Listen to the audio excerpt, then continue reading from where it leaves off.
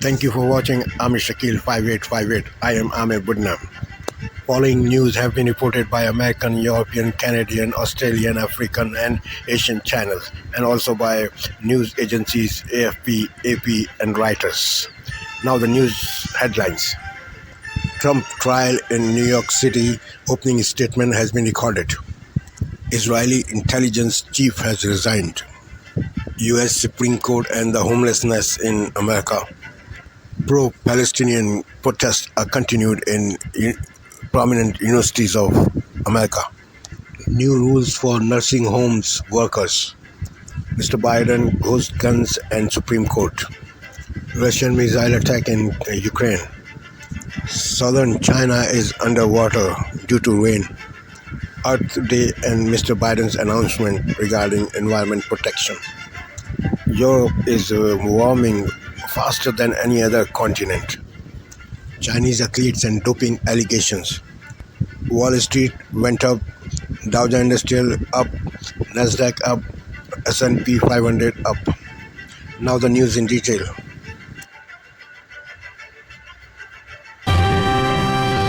Good evening, I'm Jeff Bennett. Amna Nawaz is away. On the News Hour tonight, opening statements begin in the trial of former President Donald Trump over alleged hush money payments to boost his 2016 election prospects. Israel's intelligence chief resigns for failing to prevent the October Hamas attack as the war in Gaza grinds on. And the U.S. Supreme Court hears arguments in a case about homelessness with far-reaching consequences. The implications are huge because so many cities are dealing with this problem, and what the Supreme Court has to say about what Grants Pass can do is going to affect how all the other cities try to address this problem.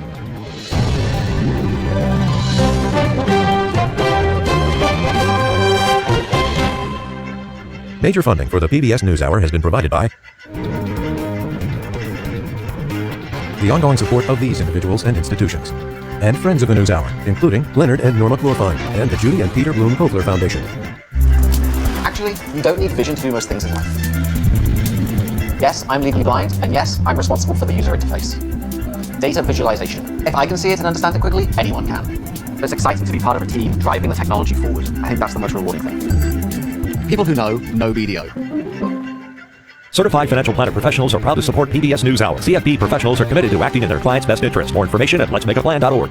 Two retiring executives turn their focus to greyhounds, giving these former race dogs a real chance to win.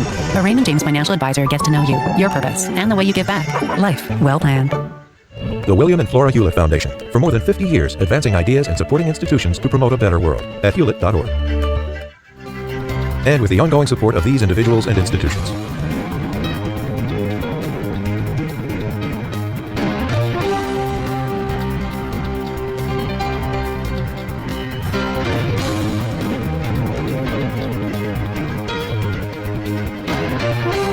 This program was made possible by the Corporation for Public Broadcasting and by contributions to your PBS station from viewers like you. Thank you. Welcome to the News Hour. Opening statements began today in the first criminal trial of former President Donald Trump. Prosecutors accused Mr. Trump and his associates of falsifying business records during his 2016 campaign for president in an effort to conceal an alleged extramarital affair. But the former president's attorney said he was not involved in the payments, which they argue were not illegal and did not commit a crime. Our William Brangham was in the courthouse today following it all. So, William, we know that the district attorney, Alvin Bragg, very much wants this case to be seen as a case about interference in the 2016 election and less about alleged hush money payments to Stormy Daniels. How much of that came out in the prosecution's opening statement today? I mean, Jeff, it came out an enormous amount. I mean, it was one of the very first things out of prosecutor Matthew Colangelo's mouth. He was arguing that Donald Trump engaged in and coordinated a conspiracy to corrupt the 2016 election, as you're talking about. That's the frame that they want jurors to see this entire case through. Now, the tricky part is it's not what they're charging. There's no allegation or insinuation that they broke campaign finance laws here. They're talking about prosecuting Donald Trump for falsifying business records. But they want those 34 charges of what they call cooking the books to be seen in service of that larger, more nefarious goal. And the prosecutors today took the jurors back in time to 2016. It was the end of the presidential election, and the Access Hollywood tape had just dropped, and Donald Trump's campaign was in panic mode. And then all of a sudden, the story that Stormy Daniels, the pornographic actress, had been trying to sell for a few months suddenly became much more urgent to them. And so then Donald Trump's lawyer and fixer, Michael Cohen, paid her $130,000 of his own money to stay quiet and to not say anything about that. Then, once Donald Trump became president, he repaid Cohen that money and more. And it is in that process, that's where prosecutors argue that the conspiracy to cover all this up was, because they argue that Trump tried to make those payments seem like, quote unquote, just run-of-the-mill legal fees, when in fact they were in service of this hush money. And so Colangelo said this was election fraud, pure and simple. And how did Mr. Trump's defense team respond to that? Well, Todd Blanche, who represents the former president, said that Donald Trump is innocent of all of this. He's not guilty of any crime. He said Stormy Daniels' allegation was completely false. He said Trump had nothing to do with those initial payments to her, nor did he have anything to do with the accounting of how the payments to Michael Cohen were being made. He flat out rejected the idea that there was anything unusual about Trump paying Michael Cohen, who was his lawyer at the time, called himself Trump's lawyer, was his lawyer, and that of course you pay your lawyer fees all the time. He said there's nothing out of the ordinary there. And Michael Cohen, who you mentioned, is expected to be the prosecution's star witness given his centrality to this whole alleged scheme. The Trump team says that Michael Cohen cannot be trusted. How are both sides really laying the foundation for his coming testimony, William? I mean, Jeff, this is going to be one of the central tensions of this case, is trying to impugn the reliability and trustworthiness of Michael Cohen. As you said, he is a convicted felon. He has been found guilty of perjury. The prosecution tried to inoculate themselves in some way by this, by admitting all of that and saying that everything that you hear Michael Cohen say on the witness stand, don't just take it as Michael Cohen's word, but they will promise that they will back it up with evidence, emails, texts, phone calls, recordings of Donald Trump himself that affirm all of the things that Michael Cohen has to say. Todd Blanche, Trump's lawyer, in his opening statement today said not only is Michael Cohen a liar who you cannot trust, but he said that he is, quote, obsessed with Donald Trump and obsessed with seeing him in jail and seeing his family in jail. He painted Michael Cohen as someone who's basically staked his entire career and financial future by selling books and doing these podcasts as someone who wants to see Trump sunken at all costs, and that you thus can't trust him, that it's all poisoned fruit, everything coming out of his mouth. So what other witnesses should we expect to hear about and hear from in the coming weeks? Well, we heard from one of them partly today. That was David Pecker, who is the head of American Media, which was the publisher of the National Enquirer. And Pecker's role in all of this is that he, for the prosecutors, helped set up this pattern that David Pecker and Michael Cohen and allegedly Donald Trump were all part of this early scheme set up in 2015, before the campaign began, to make the National Enquirer sort of the eyes and ears for Donald Trump. And if anyone came forward with stories that could be damaging to the candidate, they would buy those stories up and squash them. So we'll hear more from Pecker. We're expected to hear from Stormy Daniels. We're expected to hear from Michael Cohen, as we've been discussing. We might also hear from Hope Hicks, who was a campaign aide at the time and who apparently had some conversations about these payments. The biggest unanswered question as far as who gets on the witness stand is Donald Trump himself. He has said he wants to testify, but he has said this in previous cases, and then when given the choice, chooses not to. Whether he does or not is still a big open question. I mean, there's not a single legal analyst that I've spoken to who thinks that it's a good idea, thinking that would be an incredibly risky move for Trump himself to take the witness stand. William Brigham, thanks as always, William. We appreciate it. Thanks, Jeff.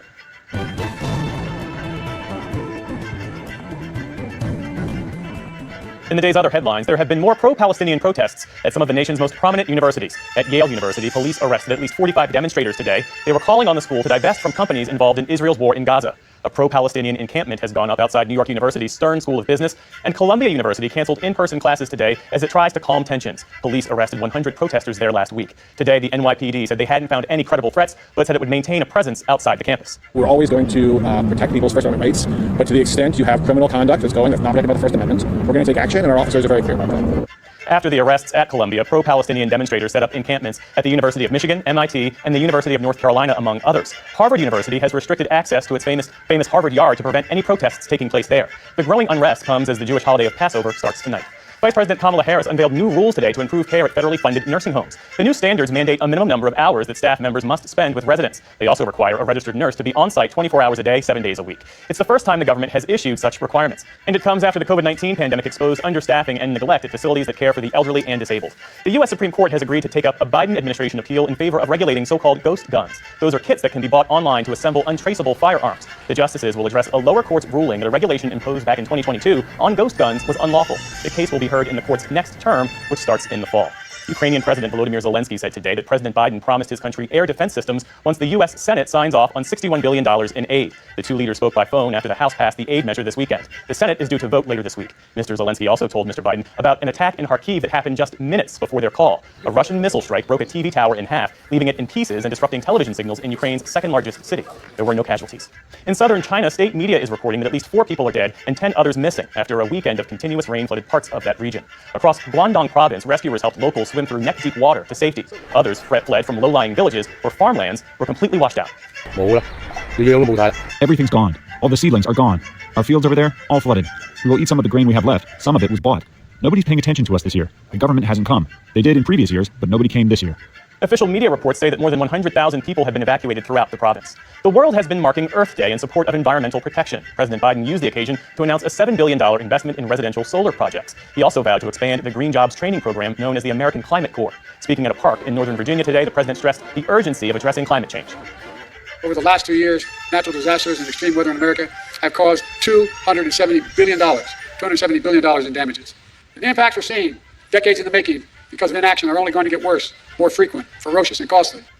Meantime, Europe is warming up faster than any other continent on Earth. A new report out today from the UN's World Meteorological Organization and the European Union's Climate Agency warns that temperatures there are rising nearly twice the global average.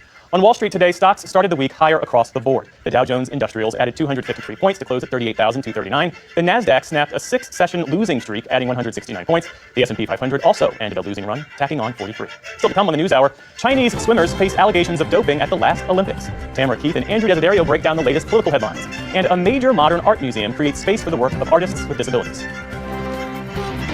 This is the PBS NewsHour from WETA Studios in Washington and in the West from the Walter Cronkite School of Journalism at Arizona State University.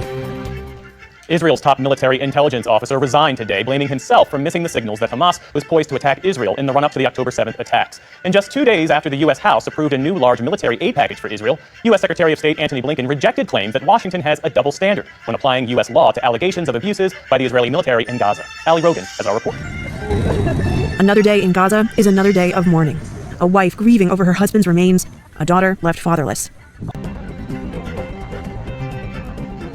The U.S. Supreme Court today heard arguments in the most significant case on homelessness in decades. The case looks at challenges to laws in a small Oregon town for fining homeless people up to $300 for setting up camps in public parks. The heart of the question is whether these laws classify as cruel and unusual punishment. Our Supreme Court analyst, Marsha Coyle, has been following it all and joins us now. So, Marsha, the justices expressed some concern that these laws punish homeless people who have no other choice, really, but to sleep outside. What was the basis of this case? Problem. NewsHour Supreme Court analyst Marsha Coyle. Marsha, thanks as always. We appreciate it. Always a pleasure, Jeff.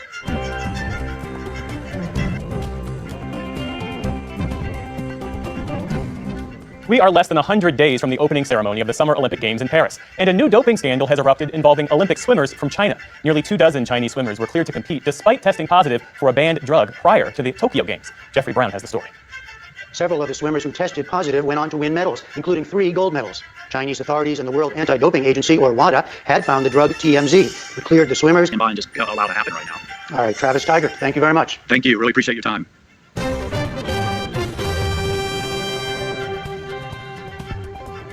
Few things in Washington are ever easy. That was certainly true for foreign aid for Ukraine and Israel. After months of debate and political gamesmanship, a bipartisan majority in the House passed 4 bills worth $95 billion over the weekend. The Senate is expected to vote this week.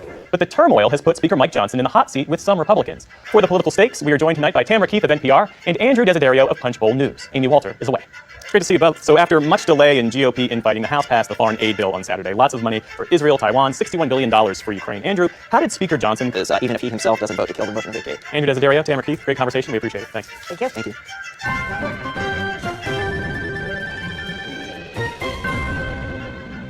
It's a center for art by artists with disabilities, which has the larger art world paying major attention.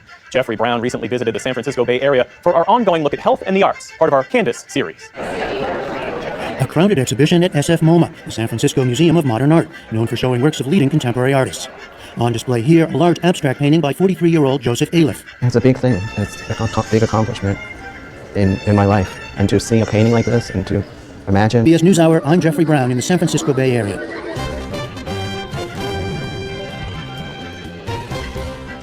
Kevin J. Patel is a climate activist from Los Angeles. After experiencing health issues due to poor air quality in his city, he founded an organization aimed at giving young people from underserved communities a chance to be changemakers. On this Earth Day, he gives his brief but spectacular take on giving climate activism a shot. When I was younger, my parents told me the story of them leaving India. Both my parents had to come to America not only to seek better opportunities, but as climate migrants, because generations of my family and we do something. My name is Kevin J. Patel, and this is my brief but spectacular take on giving climate activism a shot. And you can join us here again tomorrow night when we'll look at the growing number of protests over Israel's war in Gaza across college campuses. And that is the NewsHour for tonight. I'm Jeff Bennett. For all of us here at the PBS NewsHour, thank you for joining us, and have a good evening. Major funding. We are known to be a great obsessed nation. I tell them it's my job to work, it's your job to study.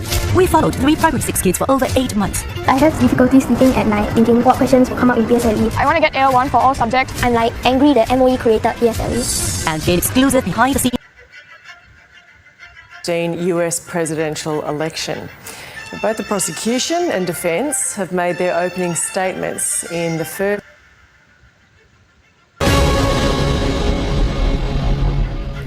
The Indian Prime Minister Narendra Modi has been inclusive. This year's observership program includes ASEAN member states, namely Brunei, Indonesia, Malaysia, Singapore, Vietnam, and Thailand. The exercise ballot ban has continued to grow each and every year, and that's sovereign nations choosing and requesting to join the team here as we share our collective understanding and try to improve our collective capabilities.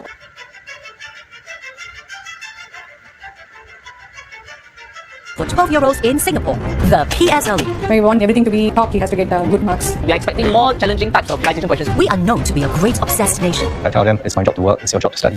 We followed 3 primary 6 kids for over 8 months. I have difficulty sleeping at night, thinking what questions will come up in PSLE. I want to get L1 for all subjects. I'm like angry that MOE created PSLE. And gain exclusive behind-the-scenes access into the PSLE paper setting. Question 12 is intended to be a challenging question. All to find out, have we succeeded in reducing stress?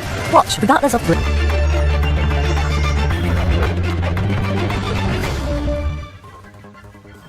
Hundreds of Israeli protesters demonstrate outside Benjamin Netanyahu's home as the Jewish Passover holiday begins. They accuse him of prioritizing the military operations in Gaza over securing the release of hostages. A Russian missile destroys a TV tower in Ukraine's second city of Kharkiv. President Zelensky says this is part of efforts by Moscow to make the area uninhabitable. And prosecutors accuse Donald Trump of criminal conspiracy to cover up a sex scandal, calling it pure electoral fraud, as his hush money trial begins in New York. Welcome to the France 24 Newsroom, I'm Alexander Alcott. Israeli protesters burned a symbolic Passover table outside Benjamin Netanyahu's house to draw attention to the plight of some 129 hostages still being held by Hamas. They accused the Prime Minister of failing to secure their release and of prioritising the war in Gaza over their safety. Baron Bushnecker has the story. A table lined with empty chairs, and in each plate a single flower to honor those who still haven't returned. Israeli protesters gathered outside Benjamin Netanyahu's residence Monday to mark the start of the Jewish holiday of Passover, but there were no festivities, only grief and frustration on a day meant to celebrate freedom. We feel that tonight the only blessing or the only holy words which fit this horrible situation is that this night is only bitter. No freedom, no springtime, no happiness, nothing at all, only bitterness and great grief in our hearts. As the night wore on, protesters set fire to a symbolic Passover table and chanted slogans calling for the hostages to be rescued. Israeli officials say 129 captives remain in the hands of Hamas, but efforts to secure their release have stalled since a November deal that saw over 100 freed in exchange for a week-long truce. Many Israelis are blaming Netanyahu's government for failing the remaining hostages and accuse the prime minister of prioritizing the war over their safety. We believe that the government and Bibi Netanyahu don't want them here. He don't want the hostage back. He wants to keep the war. He's afraid that the war will end because he's afraid that he's going home and he's going to prison. Faced with growing domestic pressure, Netanyahu vowed Monday to ramp up efforts to secure the hostages' release and said the government would not rest until all of them were freed. A highly anticipated report on the United Nations Agency for Palestinians has concluded that it must do more to improve its neutrality, but also noted that Israel had failed to back up a claim that many UNRWA staff belonged to terror groups. The report comes after Israel accused some employees of being involved in the October the 7th attacks. Selena Sykes reports. The Palestinian refugee agency UNRWA is irreplaceable and indispensable for millions of people, but must do more to improve its neutrality. That's the conclusion by a highly anticipated report into the humanitarian agency, led by former French Foreign Minister Catherine Colonna, following accusations from Israel that some of its employees were involved in the October 7th attacks. UNRWA has in place a very significant number of mechanisms and procedures to ensure compliance with the humanitarian principle of neutrality. There's always room for improvement, and some issues related to neutrality persist. The independent review highlighted issues with staff vetting and transparency. It also said that Israel had failed to back up its claim that many of the agency's employees belonged to terror groups, and that the Jewish state had never expressed concern about anyone on staff lists it's received annually since 2011. Israel rejected the findings. The Colonna report ignores the severity of the problem and offers cosmetic solutions that do not deal with the enormous scope of Hamas's infiltration of UNRWA. This is not what a genuine and thorough review looks like. This is what an effort to avoid the problem and not address it head-on looks like. Israel's accusations led to the suspension of funding to UNRWA from more than a dozen countries, including its largest donor, the US. A serious hit to the agency's finances at a time when its aid is needed more than ever, amid warnings that half of Gaza's 2.3 million population could be pushed to the brink of starvation if Israel's war with Hamas intensifies. Israel's chief of military intelligence has resigned over the failure to prevent the October the 7th attack, the first senior official to do so. Major General Haran Halever said he is still living what he called a black day. Separately, the United States is expected to block military aid to an Israeli army unit, adding to the strain put on the US-Israeli relationship. The British government has pledged to start sending asylum seekers to Rwanda within 10 to 12 weeks after the controversial bill finally passed Parliament. It had long been held up by the unelected House of Lords, which tried to introduce more safeguards for the migrants, but after a marathon tussle, it ultimately backed down, recognising the primacy of the elected lower house. The UK plans to deport to Rwanda some of those who enter the country illegally as a deterrent to prevent migrants making the perilous crossing on barely seaworthy boats. Meanwhile, days after the US House of Representatives approved a $61 billion package for Ukraine, the British Prime Minister is due to announce £500 million of additional military support for Kyiv while he visits Poland this Tuesday. Rishi Sunak released a statement saying defending Ukraine against Russia's brutal ambitions is vital for the UK security and for Europe as a whole. The European Union foreign and defence ministers meeting in Luxembourg this Monday failed to agree on concrete commitments, where it comes as a Russian missile destroyed a TV tower in Kharkiv after weeks of targeting the region's energy infrastructure. This amateur footage captured the moment Kharkiv's 240-metre TV tower was struck by a missile and broken in half. Broadcasting signal was disrupted to Ukraine's second-largest city, where Russia has increased missile and drone strikes in recent weeks. Earlier on Monday, a second gain in 2 days was reported by Moscow. It said its forces had taken control of the village of Novomikhailivka, 40 kilometers southwest of the Ukrainian city of Donetsk.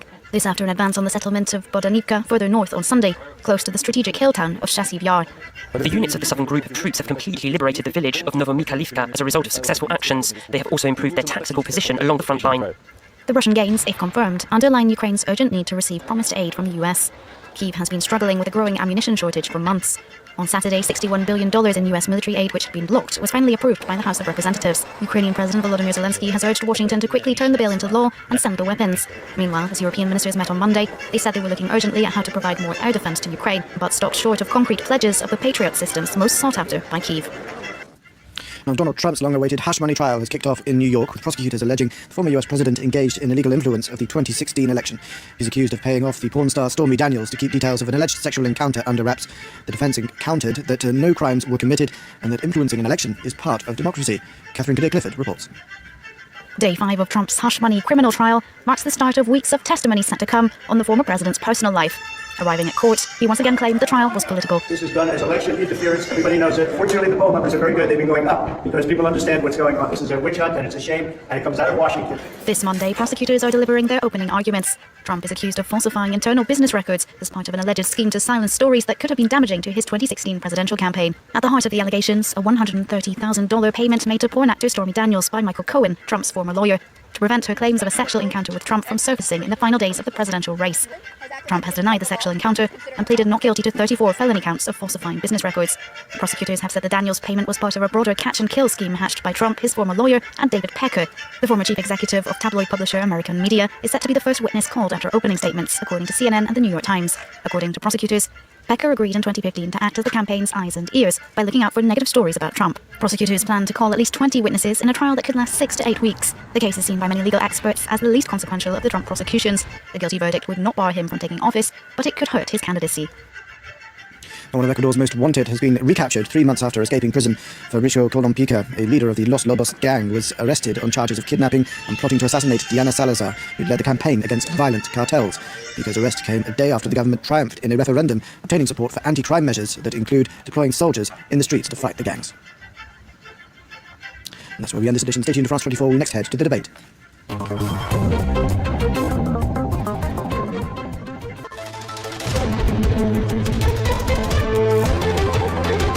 It's on demand at cna.asia.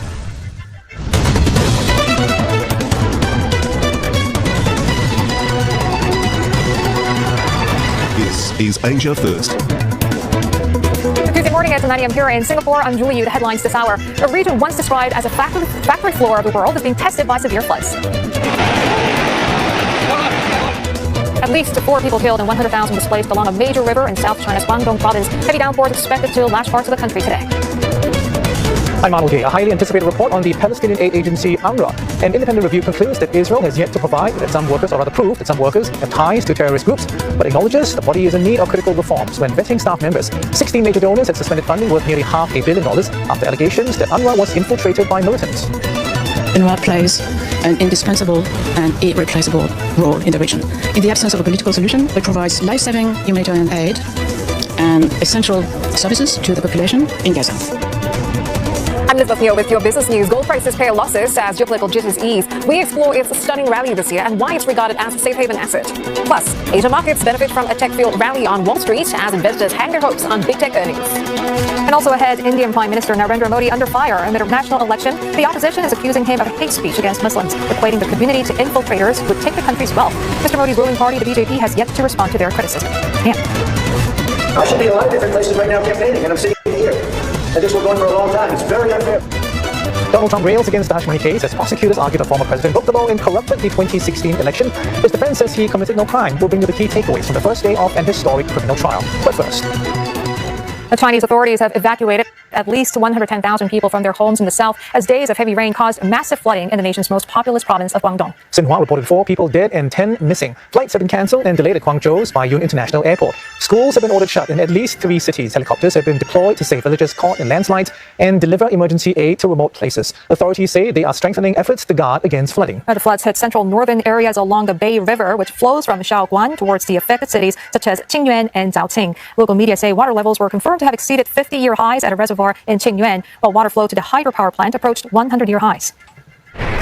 The area, situated in the densely populated Pearl River Delta, is prone to summer floods and has previously put in place strong defenses to limit the fallout. But since Thursday, the region has been battered by abnormally heavy, sustained and widespread rainfall, bringing the wet season earlier than expected. Rescuers raced to save the many people trapped by floodwaters. In some regions, houses have been submerged up to their upper floors. Tens of thousands have been evacuated. Huang Jinrong is a farmer in the region.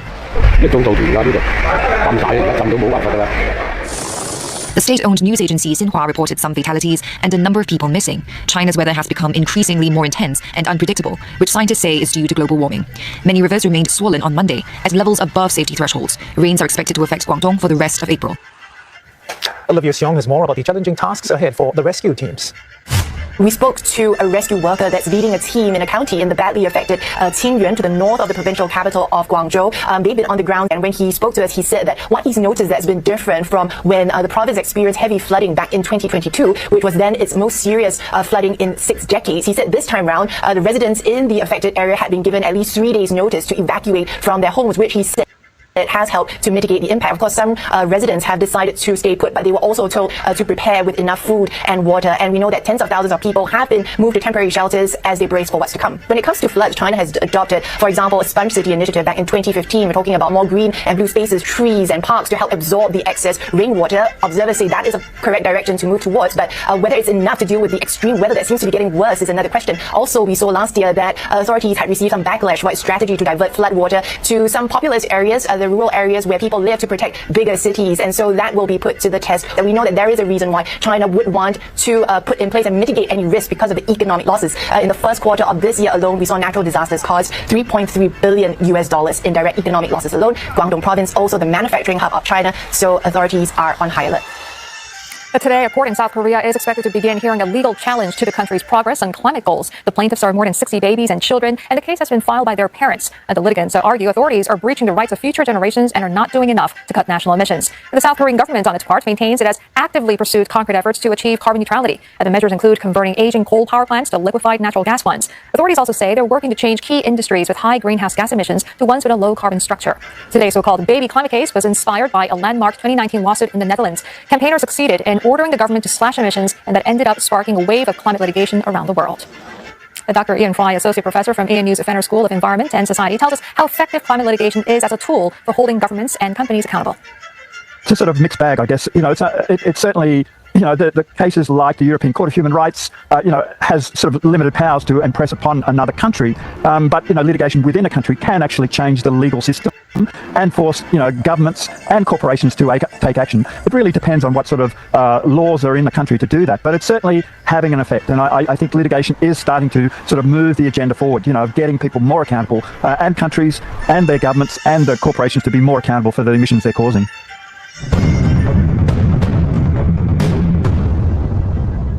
Show us the proof. An independent investigator says Israel has not provided evidence to back its claim that staff of the UN agency UNRWA are members of terrorist groups. The probe of the relief body for Palestinian refugees was set up by the UN in January in the wake of those allegations.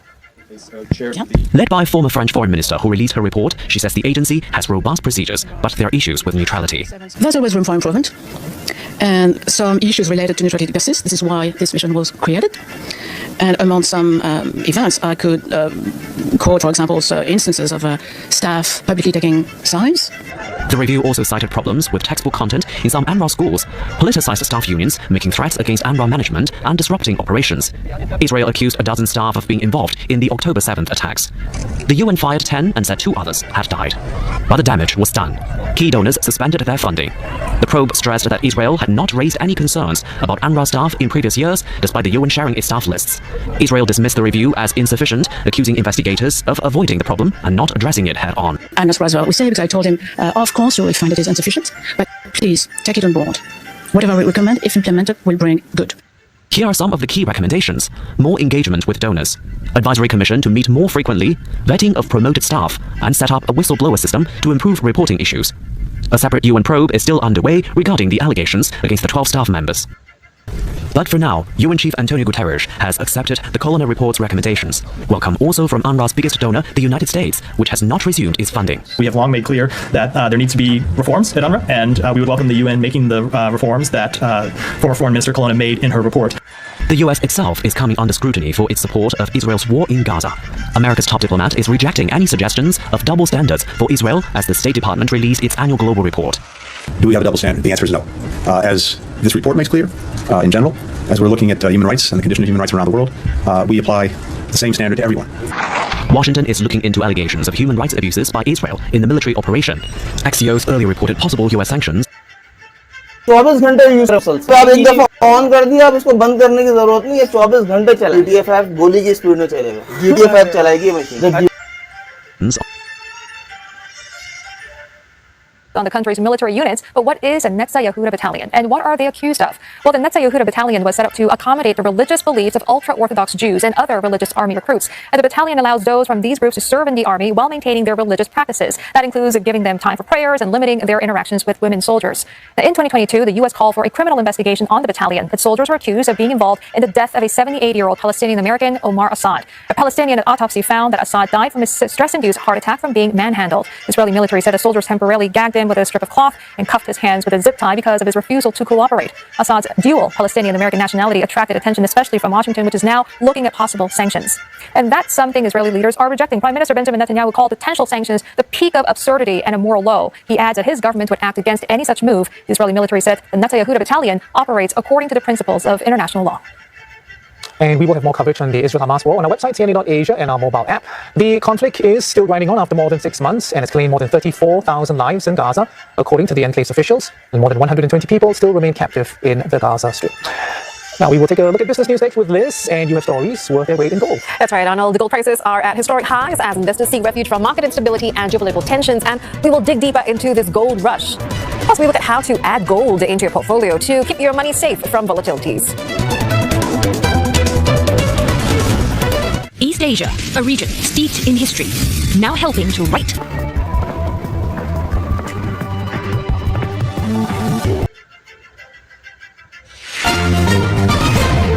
On this Monday night, relief for an Indigenous community. An Ontario chemical plant accused of pumping out high levels of a dangerous chemical temporarily shuts down. I'm happy, I'm scared, a whole lot of things. Why Israel's top intelligence chief is resigning and grieving Jewish families adapt their Passover traditions. No matter where we go, she's going to be with us. Plus, what an independent review of the UN humanitarian agency in Gaza has concluded. And the opening round of Trump's criminal trial, the case the prosecution and defense are making. And a train on fire rolls through London, Ontario, while a firefighting crew breaks through barriers in Alberta. Global National with Donna Friesen. Good evening and thanks for joining us. The people of a small Ontario First Nation are breathing a little easier. They have scored a temporary win against a major chemical company in southern Ontario. It says it is temporarily shutting down after extremely high levels of the cancer-causing chemical benzene were reported in the community just across the street. Dozens of people in Amjinong First Nation said they got sick last week. Some even went to hospital. Amjinong First Nation lies in what's called Chemical Valley on the south side of Sarnia, Ontario. The community is surrounded by dozens of large petrochemical plants within a 25-kilometer radius. Carolyn Jarvis has been reporting on the environmental concerns there for years and has our top story tonight. When I saw it, I was having a hard time breathing. Ada Lockridge was so overcome with emotion when she heard the news Saturday, she could barely speak. I'm really happy somebody is finally listening. That plant has been leaking for a long time. I'm happy, I'm scared, a whole lot of things. The chemical plant Ineos Styrolution, which is located only meters from Amjinong First Nation, is temporarily shutting down. While there are other emitters in the area, Ontario's Ministry of the Environment and the First Nation have said Ineos is the primary source of benzene exposure on the north side of the community, a chemical which can cause cancer. At one point last week, the real-time, one-hour benzene readings in North Amjinong reached more than 300 times the annual provincial limit. It seems as if those in positions that could have Amjinong's health as their number one interest are weighing the scales between people and profit. The ministry did issue a provincial order against the company Thursday to reduce emissions, but it was the fourth order in 5 years, while levels have kept climbing. What the First Nation wants now is a provincial inquiry, and for senior managers at Ontario's Ministry of the Environment to be suspended. So those people need to be held accountable. INEOS, which says it stays within its emissions limits, also says it will resume operations once maintenance and a mechanical issue are addressed. INEOS Revolutions should not be able to reopen without the full consent of Amjadong First Nation. And once again today, Donna, a real-time 1-hour benzene reading in North Amjadong reached 192 times the province's annual average limit. Amjadong told its workers to stay home and not to go into offices on the north side. Carolyn, this sounds more like a reprieve than a solution for the First Nation. What are the next steps? Well, the chief sent a stern letter to the chemical company Friday night warning that if levels don't come down to the annual level of 0.45 or a level accepted by the community, they will seek an injunction in court against the company to force it to comply. Donna? Okay, Carolyn Jarvis in Toronto, thank you. An independent review has found Israel has yet to provide proof of its claims that some UN agency staff in Gaza are involved with terrorist organizations. Israel had accused some employees of UNRWA, the UN relief works agency in Gaza, of aiding and in some cases participating directly in the October 7th attacks. As a result, a number of countries halted funding to the humanitarian agency. Today's report says Israel has not provided supporting evidence for its allegations. It did say UNRWA must do more to improve its neutrality, staff vetting, and transparency. Local authorities in Gaza say nearly 300 bodies have been recovered in a mass grave in the southern Gaza city of Han Yunis. Civil defense workers say the bodies were found in the compound of Nasser Hospital, which Israeli forces had raided earlier this month. Authorities say the bodies recovered are from one of at least 3 mass graves at the site. Israel says it raided that hospital because Hamas militants operated there. Medical staff and Hamas deny that. Israel's top military intelligence chief is resigning over failures surrounding the October 7th attack by Hamas. In a letter, Major General Aaron Haliva says the military intelligence directorate under his command did not live up to its mission. Hamas planned the highly coordinated assault for more than a year, building its battle plans from open source materials and conducting drills in Gaza. Israeli intelligence failed to detect any of it, and Hamas militants were able to attack Israeli communities for hours unchallenged. It was the deadliest one-day attack in Israel's history.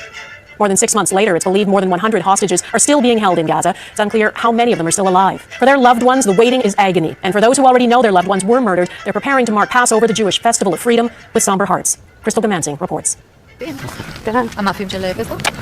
Fresh sea air, the sun, and each other. The Solomons can't escape their reality, but they can chart a new course this Passover. This year it was impossible to do the same as it's not the same. Having a big celebration and dinner for the holiday, it's a little bit too hard right now. For 26 years, youngest daughter Hilly Solomon sat at their Seder table, a source of encouragement and laughter, a fashion designer who liked to be fashionably late.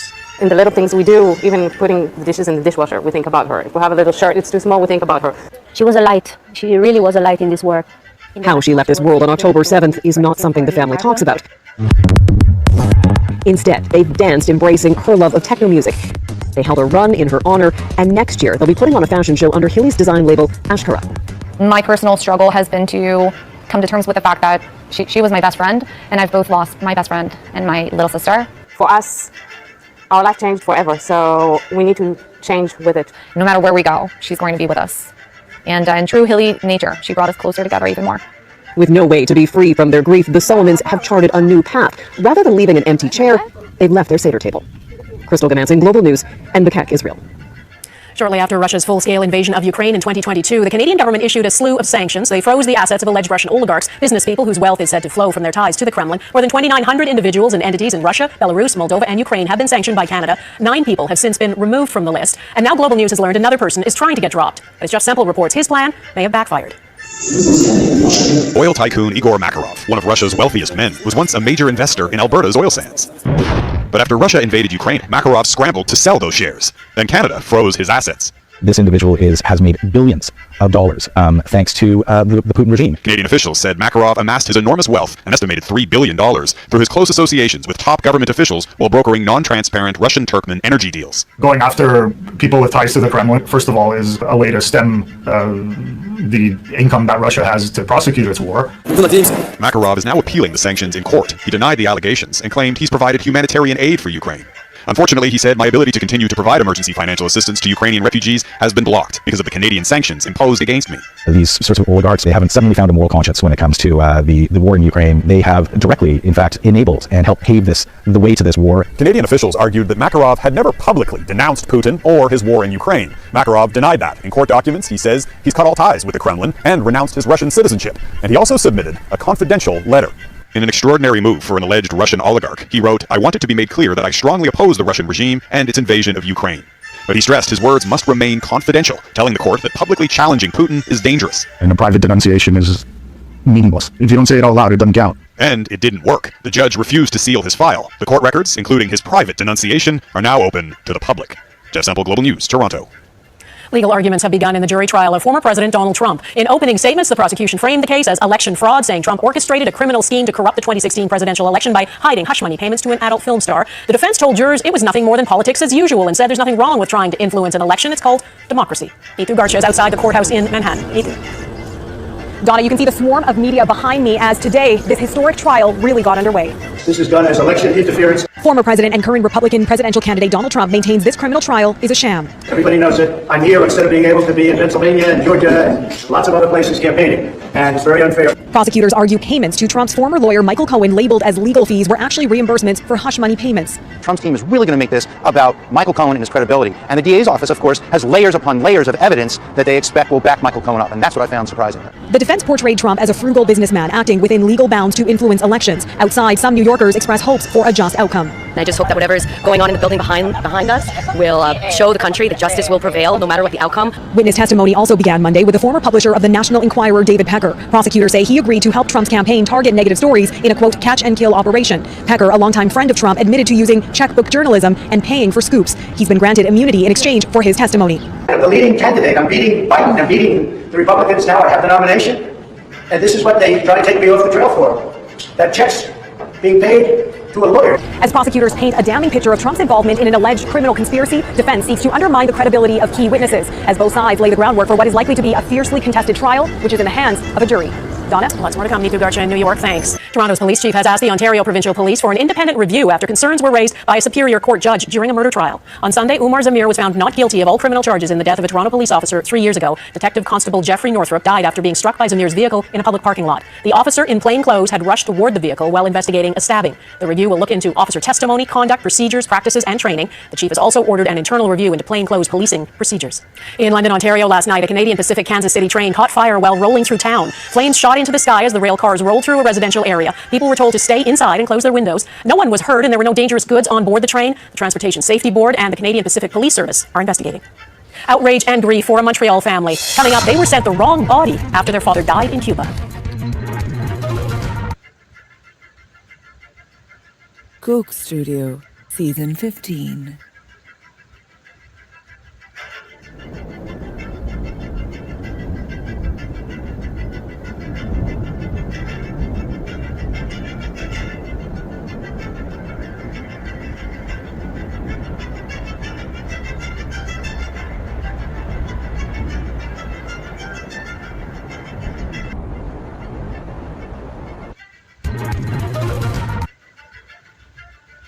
A Montreal woman is demanding answers after her father died during a trip to Cuba and the body sent back to Canada was not his. 68-year-old Faraj Jarjour had a heart attack while swimming with his daughter on March 22nd. Lifeguards in Cuba attempted CPR but could not revive him. The family has not seen his body since.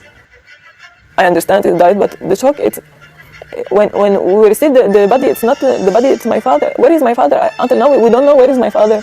The family says they went to the Canadian consulate in Cuba and were told to return home. They paid $10,000 to ship the body back. In a statement, the Canadian government told Global News consular officials are in touch with Cuban authorities, but so far, there are no answers on where Jarjour's body is. In the UK, British Prime Minister Rishi Sunak's bill to deport asylum seekers to Rwanda has passed tonight and will become law. Sunak says the first deportation flights will leave in 10 to 12 weeks. Enough is enough. No more prevarication, no more delay. No ifs, no buts. These flights are going to Rwanda. Sunak says there will be what he calls a regular rhythm of deportations from July onwards. The aim is to deter asylum seekers from entering the UK. The plan, pursued by 3 prime ministers over the past 2 years, had been blocked by a series of court rulings and opposition from those who believe it is inhumane. Tens of thousands of asylum seekers have reached Britain in recent years by crossing the English Channel in small boats on risky journeys organized by people smuggling gangs. Taking the heat off Earth ahead, can solar geoengineering help slow global warming? Most of the discussion around what to do about the climate emergency focuses on the need to reduce emissions. There is another approach. It's called solar geoengineering, using scientific methods to reflect the sun's rays and reduce heat on Earth. But it is unproven. Critics call it smoke and mirrors. Eric Sorensen explains what it is and why proponents believe it's an essential tool in fighting global warming. One of the startling effects of the solar eclipse was the instantaneous cool down under totality. The temperature has really dropped by more than 10 degrees. Unlike the momentary effects under the moon's shadow, a fleet of mirrors in space could create a sustained period of cooling by deflecting a small percentage of the sun's intensity. Large mirrors in the point between the sun and the earth. Scientists say managing the sun's heat is gaining momentum as climate change gets worse. If we are late on reducing our emissions, what else is out there? What else? While cutting emissions and capturing and removing carbon are essential, say scientists, it's not enough. So experts are ramping up efforts in solar geoengineering. A number of technologies in development that would allow us to reflect sunlight back out of the atmosphere before it reaches the ground. Mirrors in space to deflect the sun's heat is one idea. Land-based reflectors is another. And then there is geoengineering in the atmosphere, such as injecting sulfur-based particles high in the stratosphere to reflect sunlight, or thinning high cirrus clouds that would allow trapped heat to escape, or brightening low marine clouds to make them thicker and better at reflecting the sun's heat. The University of Washington is trying to brighten clouds by spraying solutions of water and salt from the deck of an old aircraft carrier into the atmosphere. It's really important. How it plays out in the climate system will depend on where you can brighten clouds and how much. With high cirrus clouds, which trap more heat than they reflect, the aim is the opposite. Potentially drones could seed clouds to reduce their thickness and longevity. But the effects of thinning some clouds and thickening others are not fully understood. While there are certain benefits from trying to cool the environment, we're not quite sure what kind of negative effects. Yet there is no atmospheric study more controversial than stratospheric aerosol injection, dispersing sulfur-based particles that could cool the planet more quickly than other methods, but at what cost? The technology is doable in many cases, but can we do this type of technology is a different question than should we do this type of technology. Part 2 on solar geoengineering, a closer look at stratospheric aerosol injection. Donna? All right, look forward to that. Eric Sorensen, thanks. Next, the all-female crew fighting fires in southern Alberta. Even in 2024, firefighting remains a profession dominated by men. That's why a recent weekend in Alberta is such a milestone. For the first time, Redwood Meadows, west of Calgary, was served by an all-female firefighting crew. Heather Urix West reports on the women pushing the boundaries. For Allison Archambault, suiting up in her fire kit is the realization of a lifelong dream. This is a really special place for me. This is where I feel most myself. A 7-year volunteer firefighter, Archambault is used to being surrounded by men. But in the last few years, Redwood Meadows Emergency Services has seen more women recruits, to a point where recently, the area west of Calgary was served for a weekend shift by an all-female crew. I don't know that I can describe how good it felt and how inspiring it felt. But an all-female crew is even more remarkable when you consider how underrepresented women are in firefighting right across the country. A 2019 study found that while women represent about 20% of the country's military, paramedics, and police, less than 5% of the country's firefighters are women. While things have come a long way since Captain Jennifer Evans began wearing the gear 30 years ago, I did have people outright tell me there's no place for women in the fire service, there's no place for you here. There are still obstacles keeping women from joining the ranks. It can be an intimidating field to join, I think, when you first all look at it, because you do see that it is mostly men dominant. But even if uniforms need to be tailored or gear modified to fit a female frame, the crew at Redwood Meadows are extinguishing every doubt that women don't belong on the front lines fighting the flames. Heather Urix West, Global News, Redwood Meadows, Alberta. That is Global National for this Monday. I'm Donna Friesen. Tonight's Here at Canada is Ascoton Lake in Elk Island National Park, Alberta. Thanks for watching and hope to see you here again tomorrow. Bye-bye.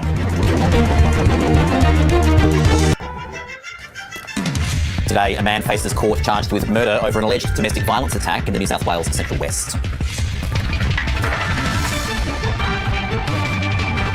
Also ahead, the government trades barbs with billionaire Elon Musk after a court orders X to remove violent content from the social media platform. Court documents reveal Bruce Lemon refused an offer to settle with Network 10 ahead of his failed defamation case. And housing woes, Australia's rental affordability crisis worsens as new research finds the number of employed people seeking homelessness support is rising. Hello, Casey Bruce with ABC News. A man's today facing court charged with the murder of a woman in New South Wales Central West. The 28-year-old woman was found dead inside a property in Forbes early yesterday morning. Our reporter Jessica Rendell has more. We know that at around 2 a.m. yesterday morning, police officers attended a property in Forbes in the state's Central West to conduct a welfare check on a woman there. When they arrived at the scene, they found the body of that 28-year-old woman and have since set up a crime scene and have begun their investigations. Police officers have described the scene that they were faced with yesterday as particularly confronting. Take a listen. It was terribly violent. You know, 34 years in the police, a former homicide detective, I've been with him, and it was quite brutal. Now, police are yet to publicly identify the woman, but they have notified her family. The woman also has a child who was found at another property in Forbes and is alive and safe. Now, as for the man the police are alleging is behind her murder, he is a 29-year-old and he was found about 100 kilometres away, an hour out of town, in a nearby town called Fifield. He was arrested and charged with murder. He was also on bail at the time, so police have also charged him with breaching a domestic violence order too. Now, this woman is the 30th woman to die from violence in Australia just this year, according to the Red Heart campaign. And just this morning, Prime Minister Anthony Albanese spoke about domestic violence to News Breakfast and said that it was an issue that Australia continues to grapple with. Jessica Rendell reporting there. And if this story has raised any issues for you, you can get help by calling the National Sexual Assault and Family Violence Counselling Helpline. The number is 1-800-RESPECT. That's 1-800-737-732. The lawyer representing former New South Wales police officer Beau Lamar Condon believes his 2 charges of murder could be defendable. The 28-year-old's case came before a Sydney court this morning. It comes nearly 2 months since the bodies of television presenter Jessie Baird and flight attendant Luke Davies were found at a rural property south of Sydney. Court reporter Jamie McKinnell joins us now from Sydney with more. Hi, Jamie. So what's happened in court today? Hi, Casey. Well, this was a relatively brief mention of the case for Beau Lamar Condon today. In fact, it was all over in a couple of minutes, and he didn't even appear on the AVL screen, so we didn't even see Beau Lamar Condon himself. But the court did hear that a partial brief of evidence has been served in this matter now, and prosecutors now have 8 weeks to serve the rest of that brief of evidence. So that means that the case will return here to the Downing Centre Local Court on June 18. Now, Beau Lamar Condon has been in custody for nearly 2 months since he handed himself in, and that followed the disappearance of Luke Davies and Jessie Baird back in February. Police had previously said that 28-year-old Beau Lamar Condon had a brief relationship with Jessie Baird, and they are alleging in court that a police-issued service handgun was used in Jessie Baird's Paddington home. Now, the bodies of the 2 men were found at a rural property at a place called Bungonia, southwest of Sydney, and they were discovered about a week after Jessie Baird and Luke Davies were last seen. Outside court today, Beau Lamar Condon's lawyer, John Walford, told the media that he's still unsure how his client is going to plead. Are these charges defendable? It could be. What, on mental health? I'm not sure. So that's the lawyer representing Beau Lamar Condon there. Jamie, do we know anything about the accused's time in custody in the meantime? Well, John Walford told us, Casey, that his client is generally doing okay while he's been in custody on remand, although he did say that he's finding it a little bit tough, but he said it's tough for everyone. We also know that Beau Lamar Condon has been in protective custody while he's been on remand because of his status as a former police officer. Of course, he was a constable in the New South Wales Police Force, but last month he was removed from the New South Wales Police Force. In terms of the court process now, though, Casey, the next step will be that June court mention, and it's probably going to be another very brief mention. We're still unclear how Beau Lamar Condon will plead to these charges. Court reporter Jamie McKinnell reporting from Sydney. The federal court has ruled in a late-night hearing that social media platform X must hide video footage of last week's stabbing of a bishop at a Sydney church worldwide. It's a win for the e-safety commissioner after the social media platform threatened its own legal action. Political reporter Nicole Hegarty joins us now from Parliament House in Canberra. Hi, Nicole. So how did we get to this point? Hi, Casey. Well, to get to this point, there's been a number of steps, and this was all prompted by the refusal by X, formerly known as Twitter, to remove content, disturbing content, graphic content of last Monday night's stabbing in the Wakeley Church from its platform. The e-safety commissioner had requested that that material be removed from X. However, the platform hadn't complied and had previewed or foreshadowed legal action. Now they have taken some interim steps to remove that content, but the e-safety commissioner says those efforts don't go far enough and was arguing for the content to be removed across the globe rather than simply geo-blocked, which is a method of just preventing access to that particular material in Australia. In response to that, we've heard quite a number of comments from tech billionaire and owner of X, Elon Musk, where he's accused the government, the Australian government, of trying to censor material on the platform. And Nicole, we had this late night hearing in court last night. What happens next? Yeah, so this was an interim hearing. There's an injunction that's current until Wednesday evening, when the matter will be, again, back before the federal court. Twitter, now known as X, had called for more time via its lawyers to process what its response would be. But despite that, and this interim matter, they are required to comply within 24 hours. We're yet to see if that will happen. But in the meantime, the owner of X, Elon Musk, has again taken to his platform to quote comments from Prime Minister Anthony Albanese yesterday and also push forward what he sees, his agenda of making X the only platform, in his words, not to be censored and one that promotes free speech. In response to those comments, we've now heard from the Prime Minister Anthony Albanese, who's in PNG. Take a listen to what he's had to say. And the idea that someone would go to court for the right to put up violent content on a platform shows how out of touch Mr. Musk is. Social media needs to have social responsibility with it. Mr. Musk is not showing any. And Anthony Albanese has labelled Elon Musk an arrogant billionaire, and he's also stood in to defend the actions of the e-safety commissioner. Those actions have also been criticised by Elon Musk on his platform, Casey. Yeah, want to watch political reporter Nicole Hegarty. Thanks for the update. Court documents have revealed that Bruce Lehrmann refused an offer to settle with Network 10 and journalist Lisa Wilkinson before his failed defamation case had begun hearings. Last week, Justice Michael Lee found on the balance of probabilities Mr Lehrmann did break Brittany Higgins at Parliament House after a night out drinking in 2019. Today, the court released submissions on costs, and Elizabeth Byrne has been following the story from where she joins us now. Hi, Liz. So what was the settlement offer that 10's made? Well, 10 made an offer of a walkaway deal where there'd be no liabilities, no admissions and no costs. And Bruce Lehrmann was given a little bit of time to respond to this, and he responded within a couple of hours and said no, he rejected it outright. This was, of course, after he'd settled with News.com and but before he'd settled with the ABC, which was on the day the defamation hearing began. The defamation hearing, of course, was launched by Mr Lehrmann after his criminal trial over the alleged rape was abandoned with no findings against him. And so with a rejection of that offer from 10, then we went ahead with the trial at the end of last year. And Liz, the courts are now considering the question of costs in this matter. Do we know how much 10 is seeking from Lehrmann? Well, we haven't seen a figure, but 10 wants its costs from about August last year, which will be substantial, and that's from the period when they made the first offer. So that will be a lot of money. Interestingly, Mr. Lemon himself is seeking some costs. He said that one of the reasons he rejected the offer was that he would lose his opportunity for vindication. So now he's seeking costs for some of for the time that his lawyers put into trying to defend the qualified privilege defence that 10 had. Now, they won on their truth defence, but they didn't get anywhere on their qualified privilege defence. So he's seeking money to pay his lawyers for preparing to defend that. Whether he succeeds or not, we'll have to wait and see, but it looks like there's an almighty battle brewing. And what happens next in that almighty battle?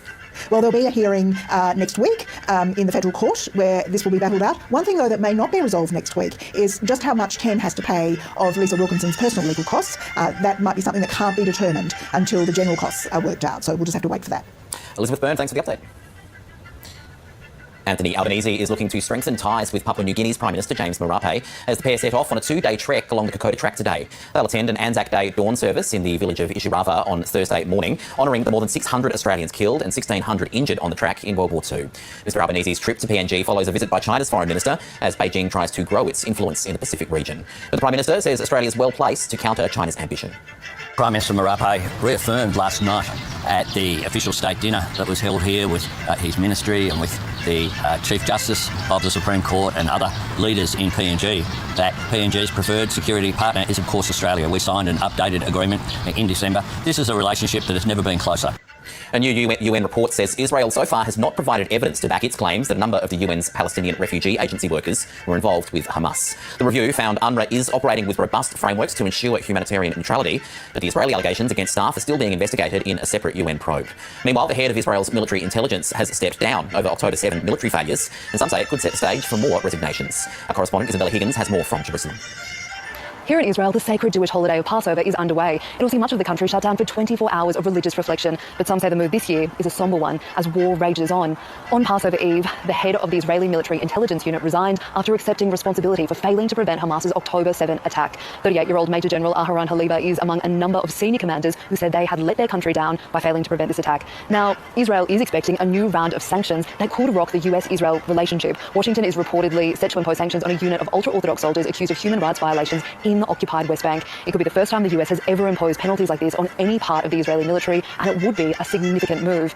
Meanwhile, a major review of the UN Agency for Palestinian Refugees, UNRWA, has been finalised. This review was set up in February after more than a dozen countries froze their funding for UNRWA over Israeli allegations that at least 12 of the agency's employees were directly involved in the October 7 attacks. Some hope the report could prompt some donors to review funding freezes, with more than 1 million Gazans in desperate need of assistance. Overall, the findings of the review are that UNRWA has in place a very significant number of mechanisms and procedures to ensure compliance with the humanitarian principle of neutrality.